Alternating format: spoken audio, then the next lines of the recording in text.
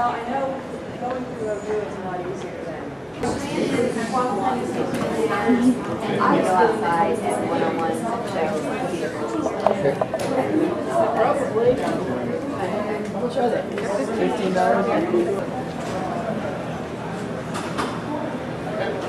Perhaps that's it on it. Next time. What do you do?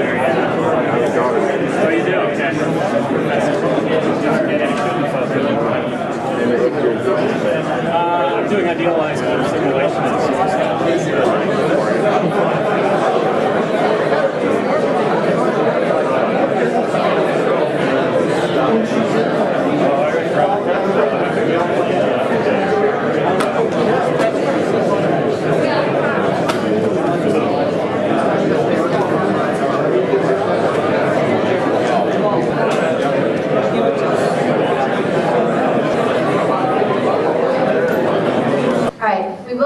Before we go outside, after our presentations, we'll have a brief question and answer session with the steering committee, who's all sitting up here so formally.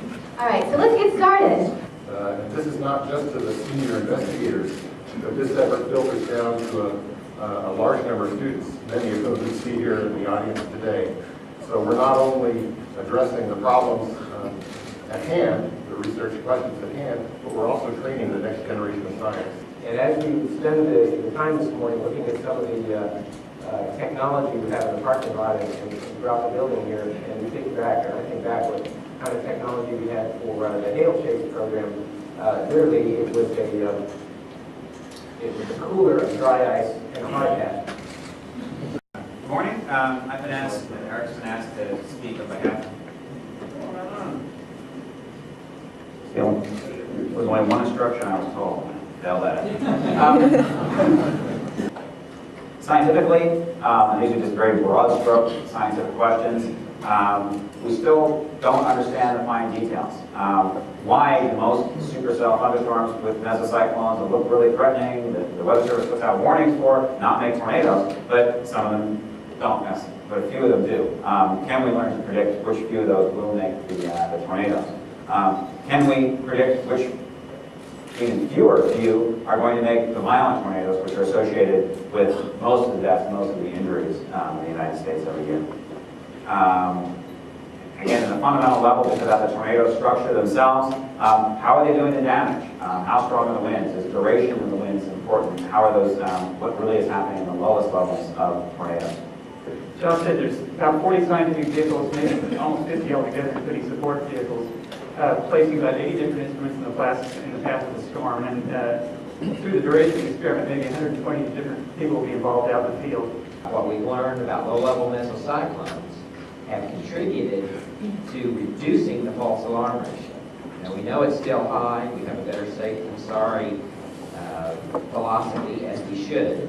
But there was a measurable somewhere between 5 and 10% reduction in false alarm ratio after we learned from Vortex1 more details about low-level mesocyclones. I'm just really excited about how things have come together here in the last few weeks. We are so close to being ready that it's just a real it's a real compliment for all the scientists, individual investigators involved in this project. Each day we start in the same location, and then we proceed to the same target area, and we all work one storm together.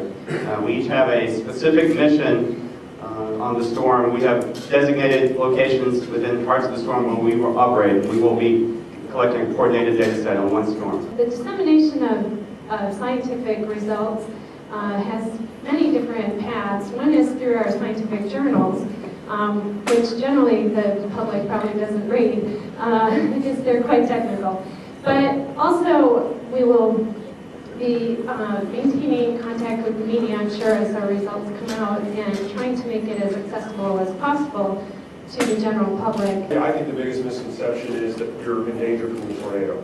Probably the biggest danger out there is spending a lot of time driving 8, 9, 10, 12 hours a day, 14 hours a day, driving in wet roads, driving in high winds. And the second thing I think that probably is way down the list in some respects is probably lightning danger.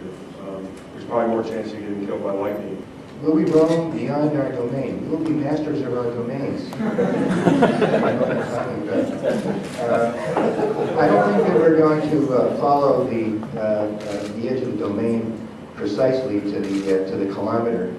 And if the season doesn't cooperate, for us anyway, then I'm pretty sure that we will venture a little bit beyond the domain, but probably not that much.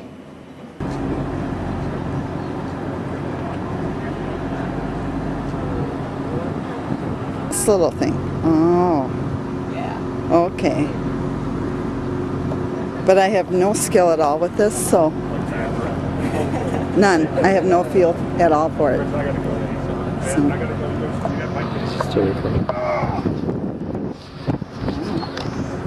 What do I know? I mean, she didn't get her technical genes from me, I can tell you that.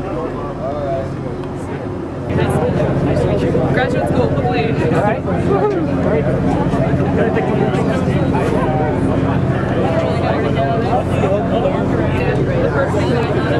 Airborne, wow. Yeah, some new thing. And I'm not chasing it. Yes. Yeah.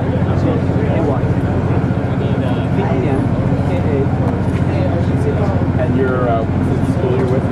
The University of Massachusetts. I'm a graduate student from. So you're going away for 6 weeks? Yes. Tell me a little bit about the personal sacrifice. Yeah, the big stuff is the study of the take that on. I think most graduate students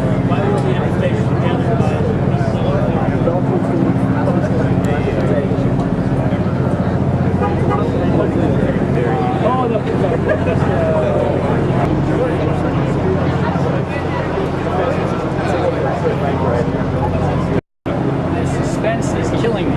Yeah. Launch it already. When is she gonna let go? When? I can't stand it. I don't think she is gonna.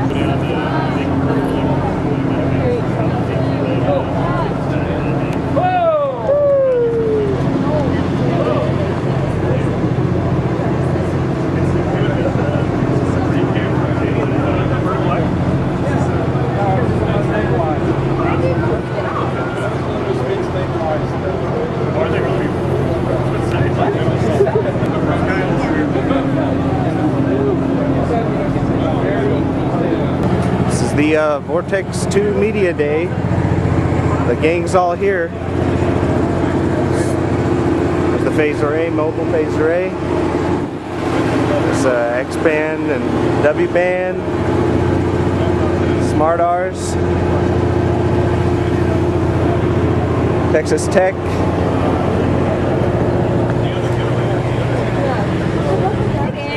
Hey everyone, how's it going? Oh, we're having a party.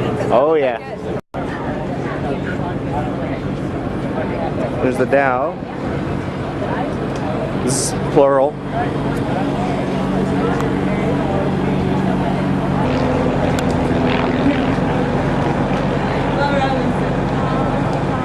The gang's all here, so I know. if a big, asteroid or something were to hit right here, we'd lose our severe weather research. Many millions of dollars. Yeah, well, that end would set back, storm science exactly. for like decades. Yeah, this is pretty cool.